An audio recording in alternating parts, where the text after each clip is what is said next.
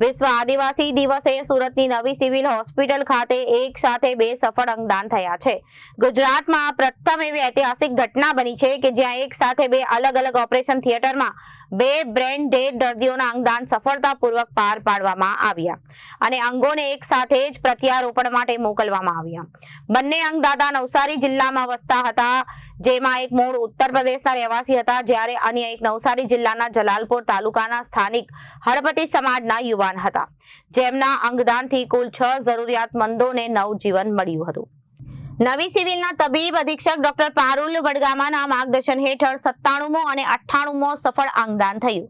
પ્રથમ અંગદાતા નવસારી જિલ્લાના જલાલપોર તાલુકાના સિસોદરા સ્થિત ગોરત ફળિયાના વતની અને 50 વર્ષીય ખેડૂત સ્વર્ગીય કાળુભાઈ ચિમનભાઈ હળપતિ તારીખ 7/8/2026 ના રોજ સવારે ઇકો ગાડીમાં પાછળ બેસીને જઈ રહ્યા હતા ત્યારે ગાડીનો અકસ્માત થવાથી તેમને માથામાં ગંભીર ઈજા થઈ હતી.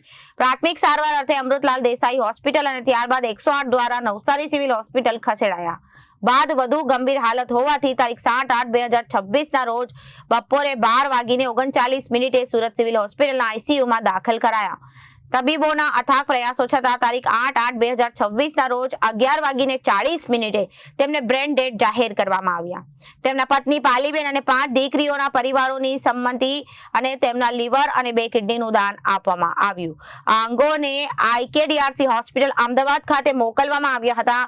પત્ની અને 5 દીકરીઓના પરિવાર ધરાવતા કાળુભાઈના કઠિન સમય લીધેલા નિર્ણયથી 4 વ્યક્તિઓને નવજીવન મળ્યું છે. આ જ શૃંખલામાં બીજા અંગદાન તરીકે મૂળ ઉત્તર પ્રદેશના પ્રયાગરાજ જિલ્લાના રતનપુર બગઈ ખુર્દના વતની અને ચીખલીમાં માળીનું કામ કરતા 23 વર્ષીય અપરિણીત યુવાન સ્વર્ગીય રિંકુ કમલાશંકર ભારતીય છે.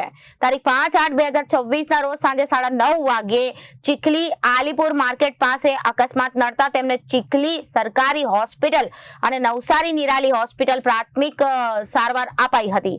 ત્યારબાદ તારીખ 7/8/2026 ના રોજ રાત્રે 10 વાગ્યે સુરત સિવિલ હોસ્પિટલના ઇમરજન્સી વોર્ડમાં લાવવામાં આવ્યા હતા, જે આઈસીયુમાં સારવાર દરમિયાન તેમને 8/8/2026 ના રોજ રાત્રે 9:15 તેમને બ્રેન ડેડ જાહેર કરાયા.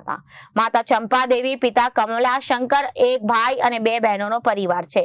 તેમને એક કિડની કિરણ હોસ્પિટલ સુરત તથા લીવર અને બીજી કિડની આઈકેડીઆરસી હોસ્પિટલ અમદાવાદ ખાતે મોકલવામાં આવી.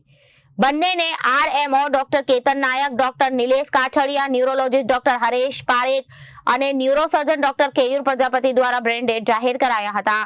ત્યારબાદ ડોક્ટર નિલેશ કાછડિયા, અંગદાન ચેરિટેબલ ટ્રસ્ટના સ્વયંસેવક Iqbal Kadiwala, medical officer doctor Barira, doctor Devya, doctor Sanskruti, doctor Radhika તેમજ કાઉન્સિલર નિર્મલા કાથોડ અને અન્ય કાઉન્સિલરોએ બંનેને પરિવારજનોને તેમના અંગદાનનું મહત્વ સમજાવતા સૌએ ભારે અને સહમતિ આપી, જેના પરિણામે કુલ 6 જરૂરિયાતમંદ દર્દીઓને નવજીવન સાંપડ્યું છે.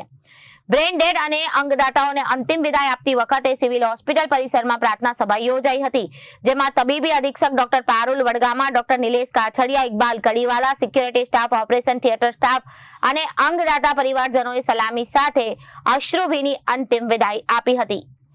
વિવેક સિંહ, જનાદેશ ન્યૂઝ, સુરત.